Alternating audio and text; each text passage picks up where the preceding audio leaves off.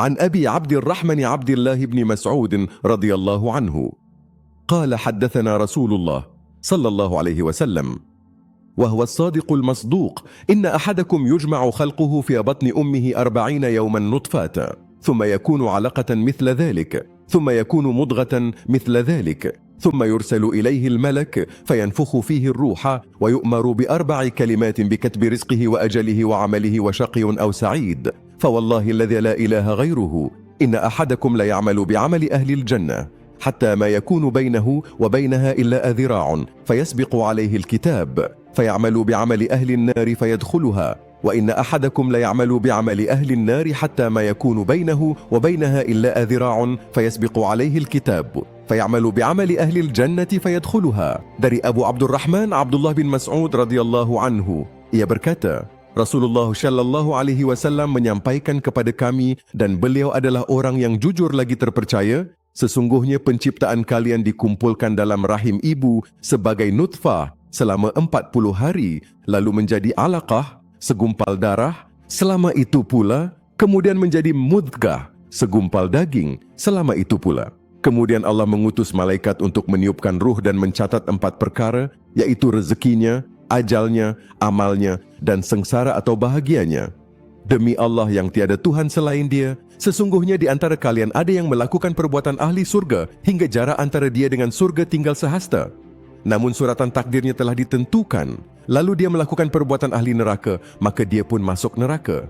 Dan sesungguhnya di antara kalian ada yang melakukan perbuatan ahli neraka hingga jarak antara dia dengan neraka tinggal sehasta. Namun suratan takdirnya telah ditentukan, lalu dia melakukan perbuatan ahli surga, maka dia pun masuk ke surga. HR Bukhari dan Muslim. Ringkasan inti penjelasan hadits 1. Hadits ini diriwayatkan oleh Abdullah bin Mas'ud radhiyallahu anhu, seorang sahabat besar yang dikenal cerdas, dekat dengan Rasulullah dan termasuk ulama di kalangan sahabat. Kisah awal perjumpaannya dengan Rasulullah mengajarkan bahawa hidayah sering datang melalui momen sederhana tetapi mengubah arah hidup selamanya. 2. Rasulullah disebut As-Sadiq Al-Masduq, As-Syadiq Al-Masduq. Beliau paling jujur dan paling terpercaya. Ini menegaskan bahwa kabar tentang penciptaan manusia dan takdir bukan dugaan, tetapi kebenaran yang wajib ditundukkan dengan iman dan tadabbur. 3. Bagian awal hadits mengajak kita merenungi asal-usul manusia, nutfah, alaqah, mudghah. Dari sesuatu yang kecil dan lemah, Allah membentuk kita bertahap. Renungan ini menghancurkan kesombongan. Sehebat apapun hari ini, kita dulu hanyalah awal yang tak berdaya. 4. Setelah itu, malaikat meniupkan ruh dan mencatat 4 perkara, rezeki, ajal, amal dan bahagia sengsara. Pesannya jelas, hidup kita tidak liar tanpa arah. Ada ilmu dan ketetapan Allah yang meliputi semuanya. Namun catatan itu tidak untuk membuat pasif, melainkan agar kita hidup lebih sadar, lebih tertib dan lebih takut kepada Allah. 5. Hadits ini juga meluruskan cara memahami takdir. Manusia tidak tahu catatan Allah, maka ia harus beramal dan berikhtiar sebaik mungkin. Takdir tidak boleh dijadikan alasan untuk maksiat, kemalasan atau pembenaran diri. Justru orang beriman menjadikan takdir sebagai sandaran hati setelah usaha maksimal. 6.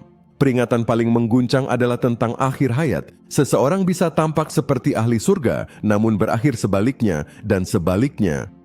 Ini mengajari kita 2 hal. Jangan pernah merasa pasti aman karena amal, dan jangan mudah menghakimi orang lain karena kita tidak tahu bagaimana Allah menutup hidup seseorang.